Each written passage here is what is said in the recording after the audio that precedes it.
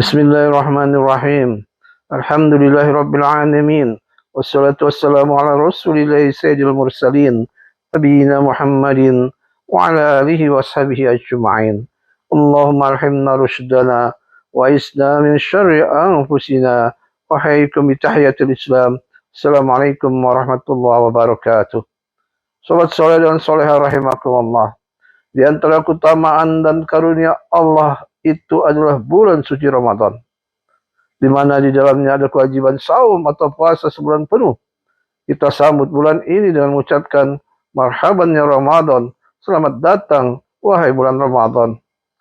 Salah satu hadis populer yang kerap dikaitkan dengan datangnya bulan Ramadan adalah yang disebutkan dalam kitab Duran An-Nasihin.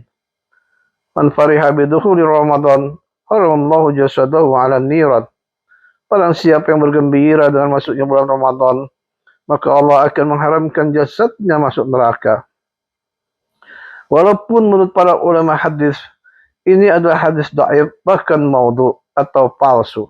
Namun, kepalsuan hadis ini tidak membuat kegembiraan hati umat Islam berubah dalam menyambut bulan suci Ramadan. Sahabat soleh dan solehah rahimakumullah, Allah wajibkan saum Ramadan menjadi bukti informasi dari basmalah bahwa Allah itu zat yang maha pengasih dan maha penyayang. Allah jadikan ibadah saum Ramadan sebagai sarana untuk mengupgrade timbangan pahala dan amal soleh hambanya agar nantinya sukses saat menghadapi hari hisab. Hal ini karena begitu dahsyatnya keutamaan dan nilai amal di dalamnya. Amalan mubah bernilai sunnah, amalan sunnah bernilai wajib, dan yang amal wajib berlipat 70 kali dibandingkan dari bulan selainnya. Masih banyak lagi keutamaan amal yang pahala dan ganjarannya berlipat kali dan lebih utama bila dikerjakan di bulan Ramadan ini. Sebagaimana banyak disebutkan di dalam hadis Nabi Sallallahu Alaihi Wasallam. Sobat soleh dan solehah rahimakumullah, bulan Ramadan adalah kesempatan bagi hamba-hambanya untuk ngalap pahala.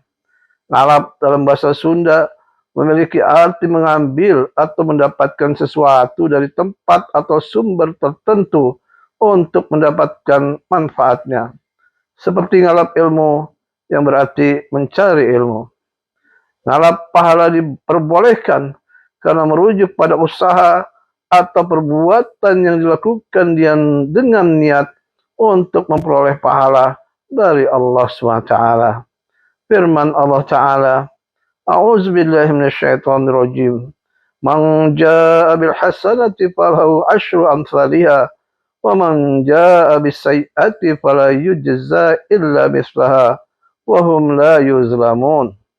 Barang siapa yang berbuat kebaikan mendapat balasan 10 kali lipat amalnya. Dan barang siapa berbuat kejahatan, dibalas seimbang dengan kejahatannya. Mereka sedikit pun tidak dirugikan atau dizalimi. Al-Quran Surat Al-An'am ayat 160. Sobat soleh dan solehah rahimakumullah, Allah juga melakukan hitung-hitungan di hari hisab. Manusia dan amal ditimbang, diukur, dan dihitung dengan tepat, presisi, dan sempurna. Dan tidak akan ada seorang pun dicurangi dan dizalimi. Dalam firman-Nya, A'udzubillahi minasyaitonirrajim. Wal wasnu yawma idzinil haqq. Faman saqulat mawazinuhu faulaika humul muflihun. Wa man khaffat mawazinuhu faulaika alladzina khasiru anfusahum bima kanu bi ayatina yazlimun. Timbangan pada hari itu ialah kebenaran atau keadilan. Maka barang siapa berat timbangan kebaikannya, mereka itulah orang yang beruntung. Dan siapa yang ringan timbangan kebaikannya, maka itulah orang-orang yang merugikan dirinya sendiri, disebabkan mereka selalu mengingkari ayat-ayat Kami. Surat Al-A'raf ayat 8 dan 9. Sobat soleh dan solehah rahimakumullah, pada hari perhitungan yang dihisab, dihitung dan ditimbang itu adalah Satu, amal-amal perbuatan, sekalipun berupa sesuatu yang abstrak, tetapi Allah SWT mengubah bentuk menjadi jasad yang konkret kelak di hari kiamat. Dalam riwayat Ibnu Abbas disebutkan bahwa surat Al-Baqarah dan Ali Imran kelak di hari kiamat datang dalam bentuk seakan-akan seperti dua awan atau dua naungan atau dua kumpulan burung-burung yang berbaris-baris. Al-Quran kelak akan datang kepada pemiliknya dalam rupa seorang pemuda. Maka pemiliknya atau pembacanya itu bertanya, "Siapakah kamu?" Ia menjawab, "Aku adalah Al-Quran." Juga kisah pertanyaan kubur disebutkan bahwa seorang mukmin didatangi oleh seorang pemuda yang bagus warna kulitnya, lagi harum baunya. Maka orang mukmin itu bertanya, "Siapakah kamu?" Ia menjawab, "Saya adalah amal salehmu." Yang kedua, yang ditimbang adalah kitab catatan amal perbuatan.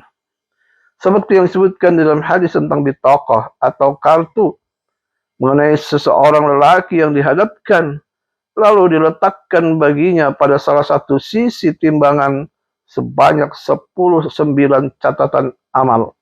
Setiap catatan amal tebalnya sejauh mata memandang. Kemudian bitaqah tersebut didatangkan yang di dalamnya bertuliskan kalimat La ilaha illallah, tidak ada Tuhan selain Allah. Lalu laki itu bertanya, "Wahai Tuhanku, apakah bitaqah dan semua catatan ini?" Allah Subhanahu wa taala menjawab, "Sesungguhnya engkau tidak akan dianiaya." Lalu bitaqah tersebut diletakkan di sisi timbangan yang lainnya. Rasulullah Shallallahu Alaihi Wasallam pun bersabda, maka catatan-catatan itu menjadi ringan dan bitaqah itu menjadi berat. Hadis riwayat Tirmidzi. Yang ketiga, yang ditimbang itu adalah diri orang yang bersangkutan, seperti yang disebutkan di dalam hadis. Yu'ta yawmal qiyamati birrajulis samin, fala yazinu indallahi janaha ba'udah. Thumma qara'a fala nuqimu lahum yawmal qiyamati wazna. Kelak dari kiamat didatangkan seorang lelaki yang gemuk, tetapi di sisi Allah timbangannya tidaklah seberat sebuah sayap nyamuk kecil pun. Kemudian Rasulullah SAW membacakan firman Allah, dan kami tidak mengadakan suatu penilaian pun bagi amalan mereka pada hari kiamat. Surat Al-Kahfi ayat 105. Di dalam manaqib atau riwayat hidup sahabat Abdullah bin Mas'ud disebutkan bahwa Nabi SAW pernah bersabda, "Atajabuna min diqqati saqaihi, wallazi nafsi biyadihi lahuma fil mizan asqalu min Uhudin." Apakah kalian merasa aneh dengan dua betisnya Ibnu Mas'ud yang kecil itu? Demi Allah yang jiwaku berada di genggaman kekuasaannya, kedua betisnya itu dalam timbangan amal perbuatan jauh lebih berat daripada bukit Uhud. Sobat soleh dan soleha rahimakumullah. Di dunia ini pahala abstrak, jadi belum dapat langsung dirasakan secara hissi atau langsung. Ia belum dapat menjelma sebagai sesuatu yang konkret dan real. Namun itu semua akan Allah sempurnakan setelah manusia mengalami kematian.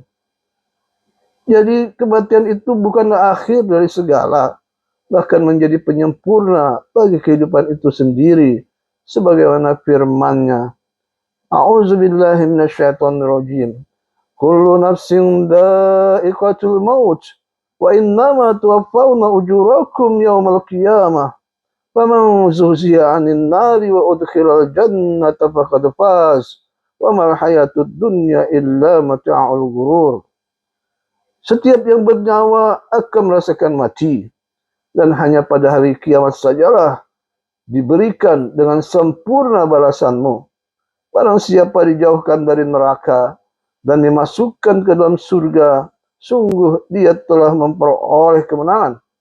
Kehidupan dunia hanyalah kesenangan yang memperdayakan. Al-Quran surat Ali Imran ayat 185.